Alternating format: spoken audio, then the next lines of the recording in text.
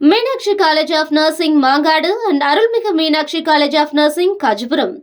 BSc, MSc and Post-Basic BSc. பரபரப்பான தேர்தல் முடிவுகள் அரசியல் கட்சியின் ஆதிக்க நிலையை தலைகீழாக மாற்றியுள்ளது. பிஜேபி 400 இடங்களில் வெற்றி பெற்று பெரும்பான்மையுடன் ஆட்சி பிடிக்கும் என எதிர்பார்க்கப்பட்ட நிலையில் தற்போது கூட்டணியில் கடைசி நேரம் வரையில் திக் மொமெண்ட்டுடன் ஆட்சியை அமைக்க இருக்கிறது.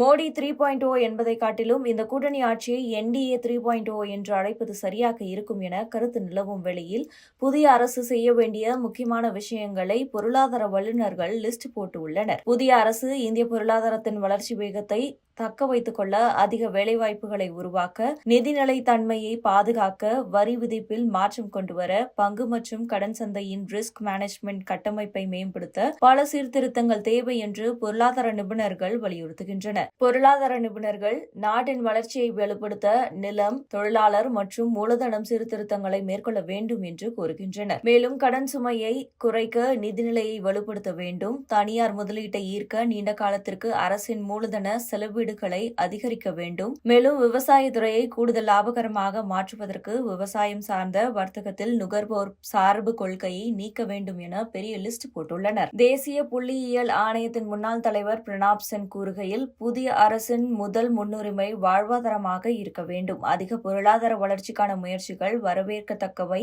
ஆனால் இந்த வளர்ச்சி போதுமான வேலைவாய்ப்புகளை உருவாக்குவதையும் மிகப்பெரிய எண்ணிக்கையிலான மக்களுக்கு நிலையான வருமானத்தை அளிப்பதை உறுதி செய்ய வேண்டும் என்றார். இந்தியாவில் எளிதான மற்றும் மிதமான சீர்திருத்தங்கள் மூலம் சுமார் 1/3 பங்கு வேலைகளை உருவாக்க முடியும். ஆனால் 2/3 பங்கு வேலைவாய்ப்புகளை கடினமான மற்றும் அரசியல் ரீதியாக உணர்ச்சி பூர்வமான சீர்திருத்தங்கள் கொண்டுதான் உருவாக்க முடியும். இதில் வேளாண்மை, தொழிலாளர் மற்றும் நில சீர்திருத்தங்கள் ஆகியவை அடங்கும் என்று HSBC நிறுவனத்தின் தலைமை பொருளாதார வல்லுநர் பிரஞ்சுல் பண்டாரி கூறியுள்ளார். இந்த சீர்திருத்தங்கள் நடுத்தர மற்றும் நீண்ட காலத்திற்கு நாட்டின் பொருளாதார வளர்ச்சி திறனை 7.5 முதல் 8% உயர்த்தும் என்று பிரஞ்சுல் பண்டாரி தெரிவித்துள்ளார். பொருளாதார வல்லுநர்களால் பரிந்துரைக்கப்பட்ட பிற சீர்திருத்த நடவடிக்கைகளில் முக்கியமான ஒன்று, நீண்ட காலமாக பேச்சுவார்த்தையில் மட்டும் இருக்கும் பெட்ரோலியம் மற்றும் மின்சாரத்தை GST வரம்பிற்குள் கொண்டு வருவது. இது இந்த NDA 3.0வில் நடக்க வேண்டும். இதன் மூலம் அடுத்த சுற்று மறைமுக வரி சீர்திருத்தங்களின் அவசியத்தை முன்வைத்துள்ளனர். சில பொருளாதார நிபுணர்கள்